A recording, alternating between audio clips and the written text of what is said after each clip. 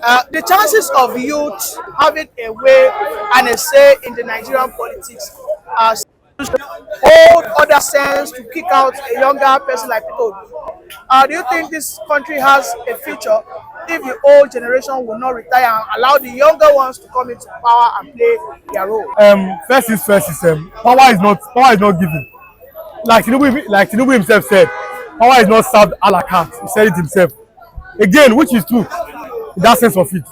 So the youth the sad news is that the youth they are more in numbers than the old men. But what's the problem? Then no, the problem is mainly sycophancy. You understand? Because it's like a man in prison. A man was in prison. They gave him a bread and a key. Take the key, open the prison and go. Take the bread and go to eat in the prison. Then the man took the bread. That is the fate of Nigerian youth. You rather take the bread and stay in the prison. You have the numbers, you have everything working for you, but you rather go and serve the old men because you're not ready to sacrifice. You're not ready to be patient enough. You're not ready to speak with one voice. And the old men, they know it. When we were younger, they used to say, "Parents, lead it to your children. You are the leaders of tomorrow." That's the song. Parents, lead it to your children. You are the leaders of tomorrow. But in Nigeria, I said that's a lie. The elders are the leaders of tomorrow. In Nigeria, the names that have been mentioned now, they have been more than 20 years. The same name, every election, the same name, the same old men of about 20 years. They keep coming and keep repeating itself. And whereby the sad news, like I said, is that youth have the numbers. The youth can become president, they can become governors, they can become speakers, senators, senate president if they want to. And they're ready to speak about body, but like I said, the elders, or let me say the wicked elders, they know. The only time Nigerians are united, the youth, is when there's a football match. You saw Super Eagles played Benin on Saturday. Yeah. Osimhen, go! And then when I look, man, go! All the youth they were clamoring. If they can come together like that during any election, they are going to kick those old men out of power. They are going to kick them out very easily. But we can't kick them, and we're never going to kick them because they have known that they have our password. So you're saying the Nigerian youth are covetous, they are short-minded, and they are lazy-minded? Yes, they can't see. You know what I say, youth to everybody. We're talking about most of the youth. They can't see beyond what they are going to eat. They can't see beyond tomorrow. Today, what I'm going to eat. Like we're saying here this morning, one of our youth here, or where it's still a youth, or you look at that. Early in the morning, on Monday morning, come for an interview, want to go and go, or a call. You know what I mean? So we can say, okay, it's still a youth, yes. That's the problem. So you give them Maggi, you give them a call to drink, you give them food to eat, you give them 5,000, 10,000 naira. They forget their birthright. There was a video during that protest time that said that when Nigeria cry for fuel increase, the government will share rice. If the Nigerian people cry for a hike in transport, rice, so it seems we have been rice-enized. I'm an Arsenal fan. Food. I'm an Arsenal fan. I've been asking. I said, who signed the rice between Arsenal and Nigeria? That's the question. Who signed that guy? Fuel increase rice. Boko Haram attack rice. Bandit attack rice. Fulani herdsmen rice. Electricity something remover rice. Transportation hike rice. Rice. And like I said, Jesus said, man shall live by bread alone. If everything we are always thinking about the food, then that means you have sold our birthright. That means you have sold our right to complain. You stop complaining. Oh. So it's not like the fella song has that come back suffering and smiling. That's the thing. Even the youth we're talking about during that protest, you saw a counter protest by this same youth. That's true. Youth say no to protest, and they gave most of them the mic because they don't even know why they are there. They were even complaining. Someone that took a banner, say no to protest, was saying that things are costly, you are suffering, and you are taking a banner of to protest. I heard they were paid, was it 2,000 or so? So yeah, one of them complained that out of the 5,000 they have given me is 3,000, you 2,000, 5,000. That money cannot feed a man for 2 days.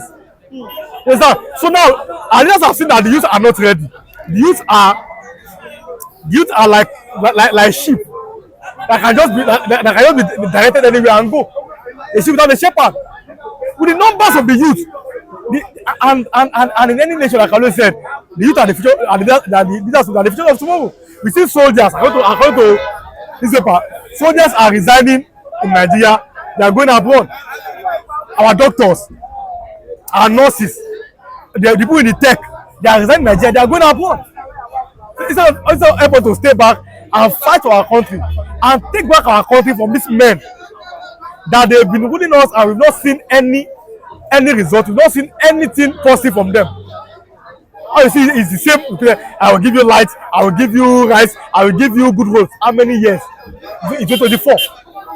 That same campaign of how many years ago? We are still seeing that same campaign till today.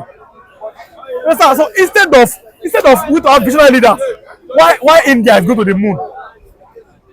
Nigeria got the best 1960, India got the best 1945.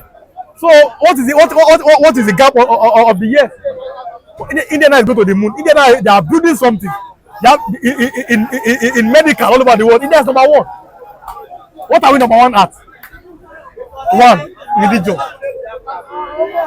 That have not even benefited us. With all our religious activities in Nigeria, with everything we are seeing one of the most corrupt countries in the world. Like I said, and I'm talking about corruption here. Corruption does not mean just bribe, just money. Corruption, one of the biggest things that corruption will do is to put incompetent people in positions because they are from either your tribe or your religion. That's one of the highest deeds about corruption. You are putting your own person in power. Your own person in power because it's of your tribe and religion. That's what we are facing now in Nigeria. So what are we talking about? So we have going to reach a dead end in Nigeria, whereby let the Yoruba youth, the Igbo youth, the Hausa youth, the Kanuri, the Calabar, the Nupe, the Fulani, Ijo Calabar, the Shekiri, Urobo, Igala, Ebira, all of us, let us speak with one voice. Let's look at our leaders and say, are we where we are supposed to be after independence? Let's ask the question. If it is no, then let us go forward. One voice, everybody. This time around, we are saying no, enough is enough. We want to go forward. We want to stand and speak with one voice. We want to say no. Your 5,000, your rights, your everything, we don't want. We need to deserve to be in power. I think Nigerian youths, they need to take a cue from Senegal, because Senegal right now has the youngest democratically elected a 42-year-old president. Yes. Can Nigerian ever get to that stage? We can't. No, the truth is that when I speak, some people are like, oh, you are too negative, you are not optimistic. But the kind of person that I don't know how to deceive people, and I cannot deceive myself. These are not ready. Okay, the question is who are those that are snatching ballot boxes? Who are those thugs that the politicians use to disrupt electoral activities? But they are in their minority. That's all. Who are those people that are paid to be trolling people, to be playing this tribalism and ethnic bigotry? They are mostly youth. Understand? So leaders have seen that these people, all they want is a crumb from their tables, and they need to give them, and they need to use them. Because, like I always say, if somebody calls you to go and foment trouble and everything, ask the person, sir, where is your son and daughter? The politician's son and daughter, they are abroad, but you are in Nigeria. They are using you to propagate violence, to stop ballot boxes, to disrupt, to beat people. You understand? Because, like I said, education has been attacked. Well, education has been attacked because, see, it is when people know their history. One of the greatest things that happened to Nigeria was that history was removed from our curriculum. Ask yourself this question: how old was Nnamdi Azikiwe when he became president? In fact, all our leaders in the First Republic, they were all less than 40 years. What are you talking about? So nobody should not tell you that you cannot do it. Yakubu Gowon was barely 26. Yes, now because he became a president, he was even a bachelor. Yakubu Gowon, youth, Obasanjo, Buhari, then the military, young people, energetic people. But now, that same people cannot become anything anymore. What does that tell you? Because they have removed history from school. There was history, where youth are reading that. These people, they were like 40s, 30s, they became something. Then you have that mindset that in the same country I can become something. But history has been removed Nobody can go back to history. Then it now look like, oh, the only thing we can do is to be eating comes from their table, to be lying down, to be frustrating, to be begging in your country, which is your right. So I make up with that. I don't see, for Nigerian youth for now, I don't see any life. I don't know any tunnel. But we are not ready, and they know, and they keep playing to that politics of ethnic divisions, ethnic bigotry, tribalism, and religious division. Oh, Muslim and Christian. Look at how these are together now. See the complaints. See the hardship in Nigeria. See the way all of us are talking one voice now. And that's how we come. The same people that are angry, that are hungry, that are facing hardship, they start fighting themselves. Over 1% that are enjoying, they start fighting themselves. Ah, you be Yoruba, you be Igbo, you be Calabar, you be Kanu.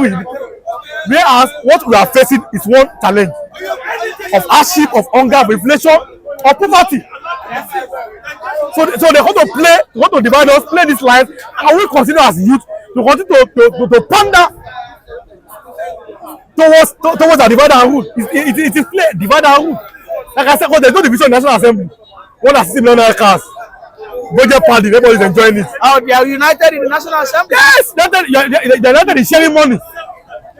If I want to say my Igbo border, my Fulani border, they are brothers because they are buying There's cars. something like ethnicity and religion in that. Yes, in the National Assembly. They are doing FEC. They are called Senate of the Nigerian Republic. Yes. Even FEC, when the ministers are meeting, there's no ethnic division. Everybody are enjoying, they are collecting money. But then, to the grassroots, when people are facing the heat, when there's poverty, when there's suffering, that's where the problem comes from. Na Yoruba, na Igbo, na Calabar in 2024. So until then, we manage to like turn our back to these things and say no.